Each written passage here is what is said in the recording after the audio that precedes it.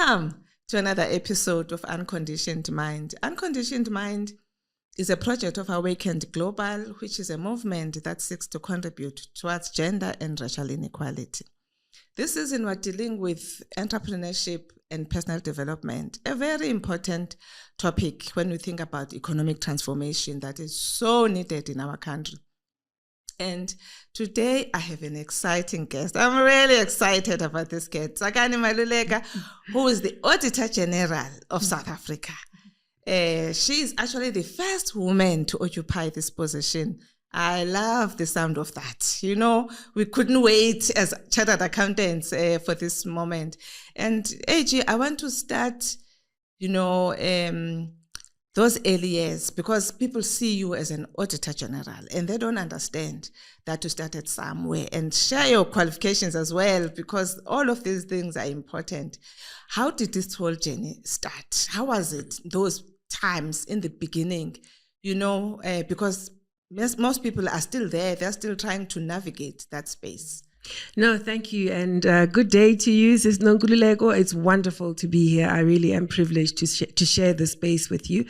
So I'm the eldest of 4 siblings, raised in Soshanguve by a very close-knit family led by my father, who's now late, unfortunately, but he was an attorney for many, many years, and so I wanted to be like him. So all I ever wanted to be was like daddy and become a lawyer. My mother was a school teacher, and she laid a very firm foundation for us in building our home, a wonderful example of what it takes to actually build a family through partnership between the two of them. We've grown up, my siblings and I, very, very close-knit, very close and tight, and we're good friends. And I think it's one of the best gifts our parents gave us. In terms of how I ended up as an accountant, let me start here. So I'm a chartered accountant by training, a registered auditor with IRBA. By training, I did a BCom at UCT. After high school, I had wanted to be a lawyer. As I said, I wanted to go and do a degree in the law, and my father said, no man, do a BCom so that you can do an LLB later. I didn't want to argue, so off I went with the express intent to finish my BCom, do an LLB, and become a lawyer. While I was doing accountancy for the first time in my BCom, I discovered that there were opportunities to go and do vacation work, or if I went to do vacation work at 2 firms here in Joburg, I found that there were very few Black people around me. And on inquiry, I heard about the shortage of Black people, especially Black women. I think at the time you were still the first one and the only one we were counting. And so I thought, well, I can do this, because I kept asking, but why? Why? And I was given the impression that this thing was very difficult for Black people. So I thought, well, I'll debunk it. And that's all I wanted to do, just the audacity to say, me too, I can also do this. Yes. And so I went back to university after that first year with a scholarship in my hand, because now the firm said, oh, you want to do this? Okay, we'll give you, some funding. And off I went and continued on my way and became a chartered accountant. I trained at PwC in terms of my articles, and then qualified.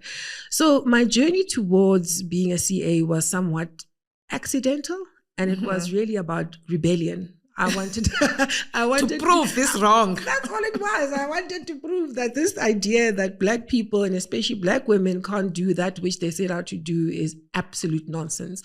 And I was fortunate to find opportunities for me to do so, and I walked through those doors, whether it was making sure I got my BCom, used my scholarship and my articles to good effect, passed my board exams with the right level of support, and went on to qualify.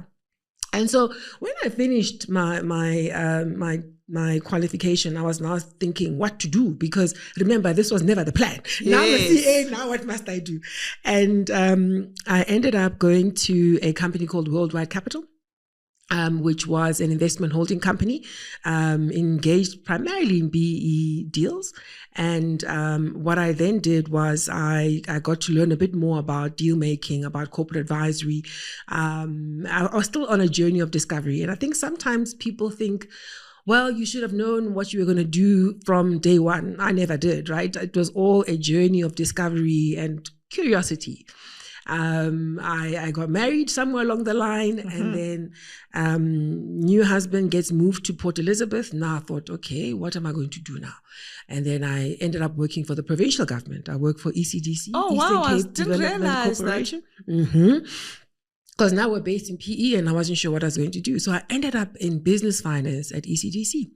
And I thought, I could use my skills to drive development, to support entrepreneurs, to support government's economic development aspirations, etc. So it gave me an interesting insight on the operations of government, on public policy and how that matches up to what happens with people's lives and aspirations as they aim to build businesses.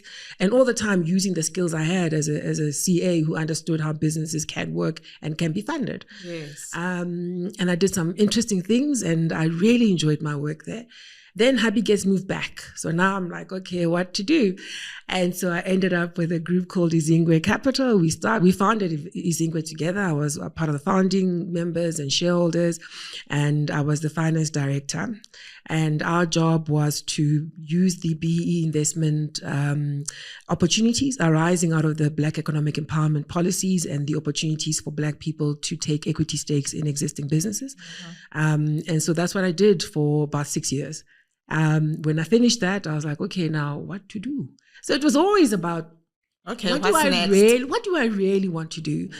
And so I decided, the first decision was I actually want to go back into the profession because I was always close to the profession. You might remember through my work at Abasa and at AWCA and on the SAICA board and on IRBA board and the CA charter, which I helped to negotiate and finalize, and I ultimately led the CA Charter Council, which oversaw the implementation of BEE for the profession. Yes. So I was always very close to the profession. So I thought, okay, this is actually something I want to do. And I was like, where? Then I ended up at Deloitte. I was there for a few months. I thought, no, wrong choice. And I went to the AG. I mean, that is actually quite powerful because, and maybe you should expand on that a little bit. Because what actually happens is that, as we are saying, sometimes you don't have clarity immediately and you make this decision, and although it's not quite working, you have this, you think you are duty bound now to continue because you've made this big decision. How do you assess when there's a challenge that just needs to be overcome? Things like, you don't get along with your boss or things like that, and you end up making a big decision, whereas it's an opportunity for growth. And so on, or where you've really made a mistake. Because sometimes persevere for longer in a mistake because they're not able to assess the difference between the two. Maybe just help us, understand those two. How do you know it's a mistake? How do you know it's a growth opportunity? So how I was able to figure that one out is that in the short time there, I didn't really have enough time to fall out with anyone fundamentally, right? So this wasn't a thing about personality differences. This was a difference about what I really wanted to achieve for me in that phase of my career.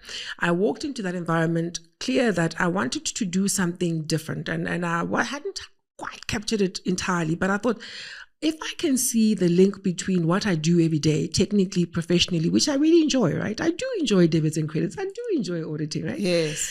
How do I link that to making a difference into the world and into the lives of others? And that was the passion. That was the choice I made. When I was not leaving Izingwe, I thought the next thing for me must be about that. And I probably have one more opportunity to make a big career change. Yes. I was now mid-30s. I thought, this is not the big change I got to make.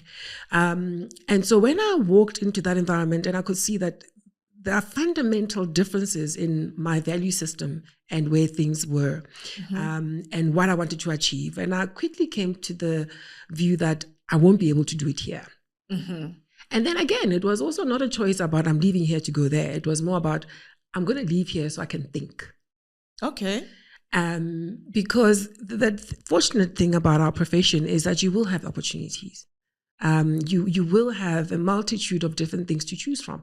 And it's something I take very seriously as a privilege. Not everyone has that, right? Yes. And I thought, how do I bring that to good effect? So that privileged position of being able to make choices about what I want to do, I thought, let me use it responsibly.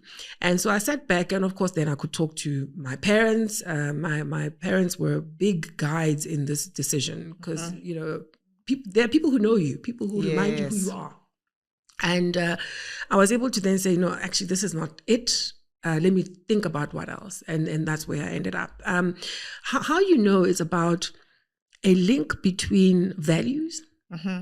If there's misalignment there, you're not going to change an institution, especially if you're new. If you're new and you're one of many, you're not going to be able to change an institution. You don't have the capital, social capital, political capital in that environment to change it. And I thought, I'm not going to spend my life changing that institution to suit me. Let me go find an institution that is better aligned to what I want to achieve and how I want to walk in the world. Exactly. So it's a combination also of values and vision. Absolutely. You had a clear vision of what you wanted to do at that time, and it was an important decision for you. So you were not going to just persevere in something that was not fulfilling that, because rightly so, you were never going to be fulfilled. And when you are in an environment where you can bring your gifts, your talents, and there's no alignment between the vision, values, and the organization, it's really just not going to work. I'm glad you really unpacked that. So that, and I'm glad I made that conscious decision very early on. And in the different conversations, it took me a month to convince everyone that this is my decision and I'm clear about it. And it's not you, it's me. And I said that many times. I can't change you, but here's the thing. I'm not going to change me. This is important to me. Yes. Where are you going? I'll be asked. I'm not sure, but I'm going to find it. Of this, I'm confident. And that's how I ended up at the office of the AG. I've loved my time there. I joined as the national leader responsible for audit. So all the audit operations reported to me. I reported to the then deputy AG. And I worked very closely with the then AG. It was Nombembe as AG and Magwetu as DAG at the time. And then I've been in the institution now for a good 12 years. Oh, wow. Yeah. Wow. We're going to delve into that, but I don't want to miss this moment of, there's just such a misconception about purpose, right? I think because it's been overplayed, right? At some levels, it loses meaning. At some level, people are confused about what purpose is. What is my purpose? People are always asking about purpose. And the sadness for me about that, yes, we must ask what our purpose is, but it's where people get stuck because they believe they can't find it, right? And now you are missing the opportunity of where you are, right? Because right now your purpose is maybe to finish your BCom. Your purpose is, to start building a career somewhere. Whether it's purpose or not, maybe at that time it's not such a big thing, but people get stuck around this thing of, I need to find my purpose. Just tell us, what is purpose to you? How did you find yours? And again, making those big decisions at that stage of your life. I think this whole idea about walking your purpose is something that is aspirational by its very nature. And we shortchange ourselves if we think we're going to wake up one day and say, this is my purpose, right? I think our lives are about a journey towards actually being clearer and clearer and clearer about it. We are very fortunate as people when we get to a point where we've made enough of the choices that bring us closer to our purpose than not. And I think that the best way to get there is by consciously making choices that align with your true values and your sense of whom you want to be in the world, yours, not anyone else's. And that's hard because we live in societies where there are particular things that are celebrated and not. There are things that are envied and not, right? And especially material things. And that can easily become a distraction. I think it's really about being conscious to make those choices that will bring you closer. And I'm not suggesting it's going to be perfect. And I'm not suggesting you're not going to make choices that are suboptimal along the way. But it's about saying it's a journey. I don't have to compete Sis Nonkululeko because her journey is something different from mine. Yes. It's about a journey where also you surround yourself with people that will remind you who you are. Okay. Because we get distracted. You fall out with your boss and you say, I'm leaving. You need a friend, you need a parent, you need a mentor, you need a coach that'll sit you down and say, but remember that this is what was important to you. Let's give you perspective, right? We get distracted because you get an opportunity with a bigger paycheck. You need somebody you trust who knows you, who will remind you about who are you and how does this align with the choices you're making. We have to be responsible. Yes, I'm not suggesting money is not important. Absolutely not, right? And that's why I do count myself quite fortunate to be able to walk in my purpose. But it wasn't something that I knew up front, and it wasn't something that I frittered about and did too much navel gazing about when I was 20 or 25 or even 35 about what is it? It's about getting closer and closer to whom am I? What do I really want to contribute to the world? And how different is it from other people? And it's okay if it's different. Yeah. Okay. And maybe before we delve, I really want to spend time on this really important position that we're occupying right now and how it started. But maybe before we leave there, again, we live in a society, in a corporate environment where, there's a culture here, and you feel a need to fit into that culture, especially as women and Black people. And as you try to fit into this culture, because you calculate very quickly that if I bring my full self here, I'm not going to be accepted. So you sort of, forget about your authentic self because you want to fit into a culture. And as I'm saying, as this disadvantaged group, you are really just not allowed. There's no space for you to bring your authentic self. And we struggle then, because, for me, that is a decision of self-abandoning yourself. For maybe it is important, the job is important, the career is important, and it maybe it's wisdom to make those kinds of decisions. But how do you remain authentic in environments where you are not allowed to be, or the culture is completely different? I think it's incredibly difficult to thrive in an environment where you are constantly othered, right? And to keep reminding yourself whom you are. I found that the secret to this is to, first of all, accept that it's never going to be easy because you are different. It's not an environment made for you or by you. Until we get to a point where you have a critical mass of people who are like you in any environment, it's always going to be difficult. You have to just work that much harder for half the credit. You'll have to countenance many microaggressions. You have to pick your battles. Yes. Some battles you're going to have to opt out of and be okay with that. And the way to keep sane, I found for me, is to keep finding refuge in the places where people remind me who I am. And I've said that a few times in this conversation. That's been quite important for me. I have friends I've had since high school, junior school. I have relatives and friends and my siblings who help me remember who am I, right? So I spend time with them. So when times are mostly difficult, and even when times are great, I spend most of my time with them because they're the people who are not going to allow me to be distracted about what's happening elsewhere in the world. They give me a space that reminds me who I am and kind of salves the wounds that come with being in an environment where life is hard. I think, Sis Nonkululeko, this journey, this thing that we're all trying to do as women and as Black people, and particularly then Black people, Black women who try and thrive in spaces that are very different from us, it's hard. Yes. And we have to Let's accept that. It's hard. And I remind myself often that this thing is easier for me because you were there, Sis Nonkululeko. It's marginally easier. My job is to make it marginally easier for the next AG. Right? The person who then tries to emulate, they must find it slightly easier. And then they must, in turn, do the same thing for someone else. And in time, we'll have a critical mass, as I say. And it will be a lot easier, yeah. We're just not there yet. Okay. Let's now go into this journey now that you started when you decided to join the AG.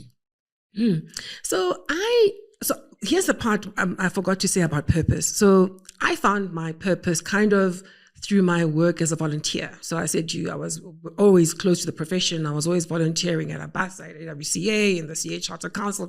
So I was always proximate to the profession as a volunteer because I was passionate about this. I've always been very passionate about developing other people, driving change, making it easier for Black people to enter the profession, to thrive in the profession, to advance in the profession.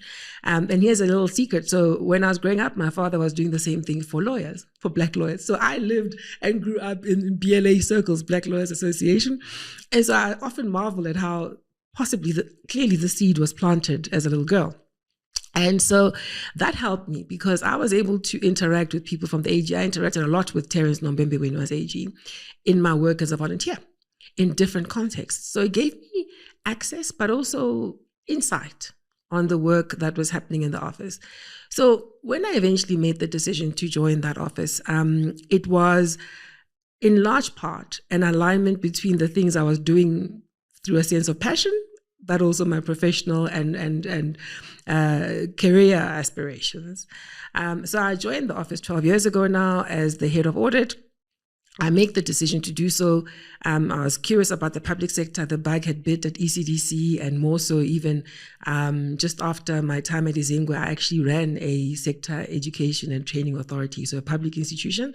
I was given the duty to act as administrator for this institution. Long story, but again, it was because I was active in the area of skills development and I was an accountant. So they were like, we have a problem with the books here, you can sort it out, go. And so that's how I got to learn. So I ended up at the office of the AG and I arrived there, and so you got the AG, DAG, and then me. That's like the top three of the institution, right? And I have to now galvanize this team around me, the people that reported to me, very senior, seasoned people who've been in the institution for a very long time. And I had to learn very quickly this institution, the work of it, and while still discovering, build this team and get them to have confidence in me, to have to assert myself in a way that would work, right? So I find that a big challenge, but I think I did okay. And it was really about being able to step into what I do naturally, which is to care about people and to find out, how do I support you? And I think that worked because I genuinely do care about people. I work hard. I'm hard on myself, but I'm hard on others as well. And I believe in people. And I'm like, how do I help you get the stuff done? And to remain focused on ensuring that the work continued, we supported the AG's vision. We made sure that his last couple of years in office thrived whilst I was learning.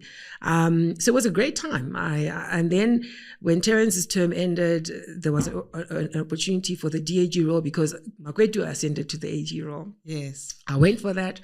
And then I was appointed DAG, and now there was a different set of responsibilities, another transition within the institution. I mean, we can take these things for granted, right? The fact that there had never been a woman in that position of Deputy Auditor General. And I must say, we miss Kimi so much, but I was really just so proud of him to have had the passion to make sure that whoever succeeds him is a Black woman, right? A woman first, yes, but also a Black woman. And now suddenly the position is not scary anymore for women generally.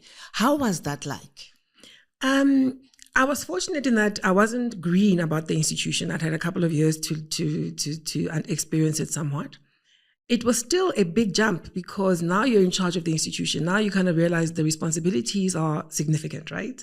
And I found I actually took it a bit light because I thought, I know this institution, I'll transition easily. It took me a while. It took me, I'd say 2 years to really feel comfortable that I've got this now, right? I think because of the sense of responsibility and the sense of now what you've got to make sure happens and then doesn't happen as well.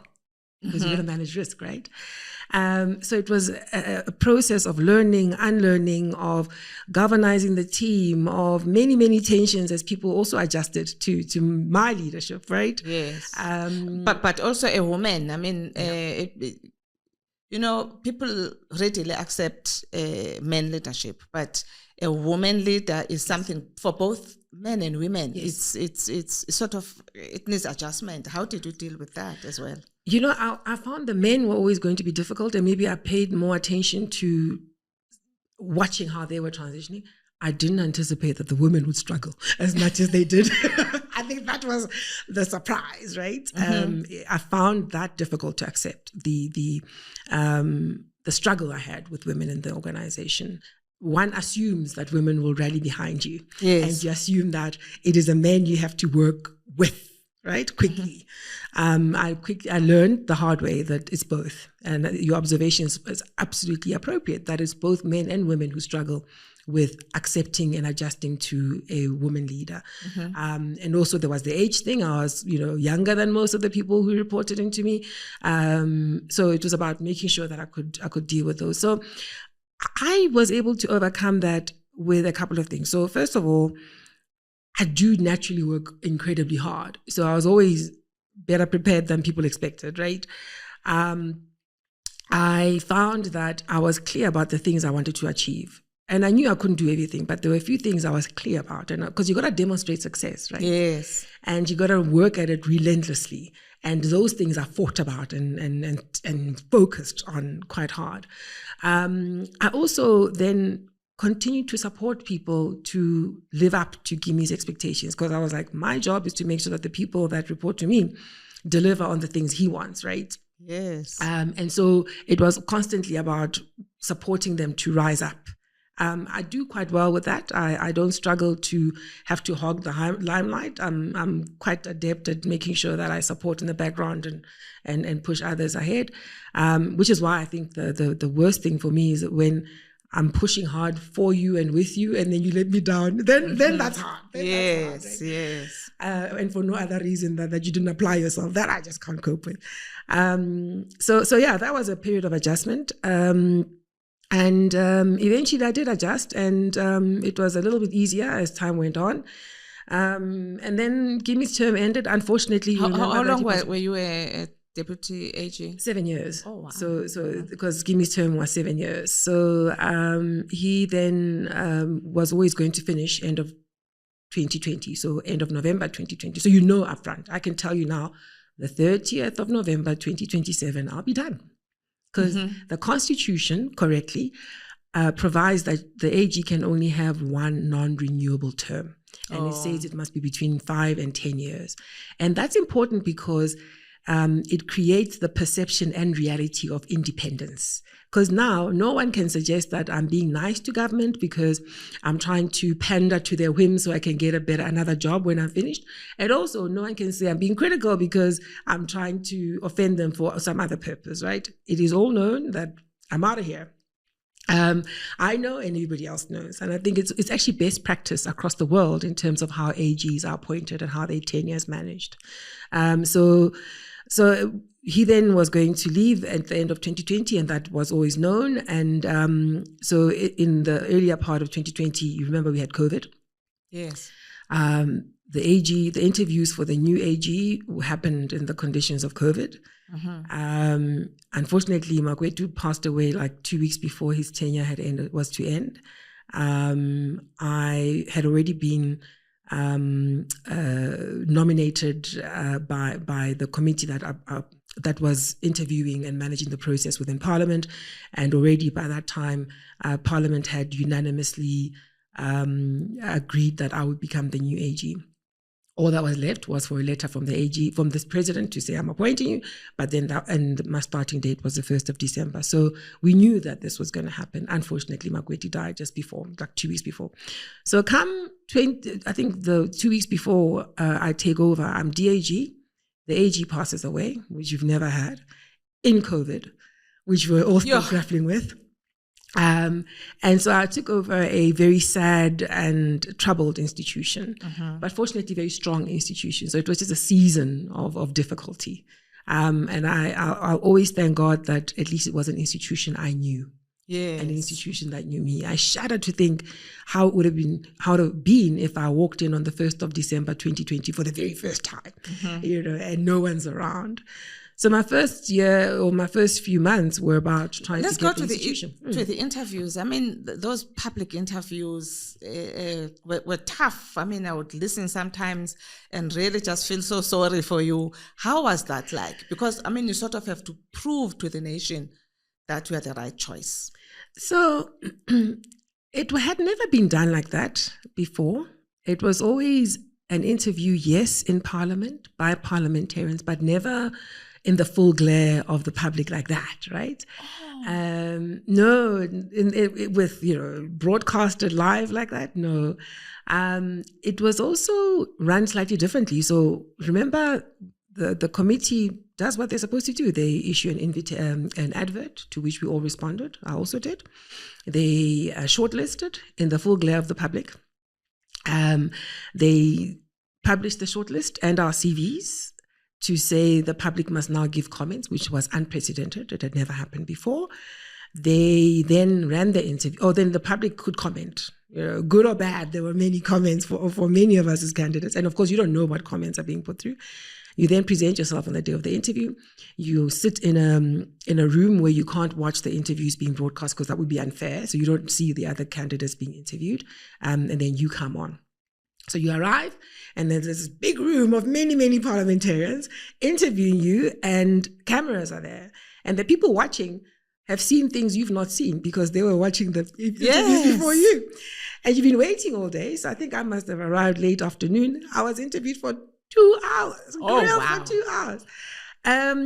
So that was an interesting experience. And then when I got appointed, and the vote was unanimous, across all the political parties, I then sat back and I thought this was probably the best way it could have happened. And it's an interesting evolution of our democracy, because we're learning that for everyone to take ownership of our democracy, they've got to feel like they're participating, and they've got to feel like there's transparency in the decision-making process by people that they have elected into Parliament. So the legitimacy that our office enjoys, I think, was emboldened by this process, right? No one can say, we don't know how she got there. Yes. There's no one in South Africa who can say, how did this person get here? Who is she? As uncomfortable as it might have been in the moment, I'm grateful that it went that way. Mm-hmm. So that was the process. And then I got appointed, and as I say, taking over at that time was tough, and then I had to issue a report that we've been working with Gimi on before he passed away. So then, within the first month, I had to issue this report because it was basically ready. So it was just a surreal moment of just getting on with the job. Yes, exactly. You just have to be prepared because, I mean, you can't anticipate something like that. No. And I think I was just fortunate that indeed I was prepared in many ways over time, in ways that I could never have designed myself. Yeah. I mean, we also don't understand grace, that you may have a vision for your life. You don't know how to get there yourself. But I've always marveled at how God will, orchestrate everything to just work, even you ending up there, right? I mean, you probably didn't know that one day you'll be Auditor General, but everything just worked to fulfill your own vision. Now you are fulfilling that vision at a very large national and international scale. I mean, it's really just unreal. It is. And I often ask myself, Lord, what have you got next? Because, as I say, I could never have scripted it. So, when you're asking me about purpose, I do feel fortunate that I am walking in my purpose. What will I be doing the 1st of December 2027? I'm not sure yet. But I'm hoping that I'm making enough of the right choices, enough of the right contributions over time that'll lead me to the right place for me. Yeah. Okay. So And now you are in the full glare of the public. You used to support Kimi. Now you are right there again. You are a woman. The nation is not used to a woman Auditor General, a black woman at that. And you have this huge responsibility now to bring your own self into this role. And we always expect people to bring a difference. You found the institution at a certain level, even in terms of where the perceptions about the organization from a national point of view. You now have to create your own, and position the office differently, and grow the organization to another level with all of the challenges that we're facing with corruption. You really took over at a very, very difficult time. How was that like? Just how did you navigate all those, it's like bombs everywhere, threats to your staff, all of those things? I'm not the most innovative person in the world. I'm not. And that's okay. That's just not who I am, right? I tend to have high regard for foundations, and I take my responsibility to protect those foundations very seriously. I also take my responsibility seriously in terms of how do you build on those. I don't do things radically. I do it incrementally. Mm-hmm. In anything I've done, if I'm honest about it, I'm not innovative. I'm not going to make up the next big thing, but I will build and I will protect. And so that's held me in very good stead, because what I'm able to do is I look at what's strong, build on it. What's weak, strengthen it, right? I'll give you an example. Maybe let me look internally before I go externally. So internally, I thought, what's good? Well, we've got a wonderful training scheme in the office, right? Mm-hmm. We're training auditors, predominantly Black, predominantly African, many of them women. We are actually the largest training scheme that's been accredited by SAICA, the South African Institute of Chartered Accountants. The scheme operates the same as what you'll find at Deloitte, KPMG, EY, all of it, at SNG, everywhere you'll find it, right? So when I got to the office of the AG, even as DAG, because now the internal environment was my primary responsibility, I thought, what contribution can I make? Mm-hmm. And I struggled with that initially, and I thought, no, man, I know the profession well. I've always had a passion around advancement, around making it easier, around contribution to the numbers and the growth of Black chartered accountants. I thought, this I can do. And I know the profession, I know how things work, I know the people, I know what to do. So I set about changing the scheme. I thought, what can I do to make it better? It's the biggest in the country. How can I make sure that it is one of the biggest contributors to the people who ultimately qualify? Mm-hmm. Because we were not featuring when people were talking about the numbers of people who qualify. What was that doing? It was saying, well, you can go to the AG's office to do your articles, but you might not pass your qualifying exam because our throughput wasn't that great. People got experience, they were still able to build their careers elsewhere, but the number that qualified as CAs through our institution was very low. It was, I think, in 1 year, just before I became DAG, was 19. And I thought, and there was a celebration internally. I thought, no, this violates me, because it says we are tolerating this idea that where there's a majority of Black people, you must expect suboptimal outcomes. I thought, no. No one taught me that this was appropriate. In fact, all my life, I've had the advantage of being told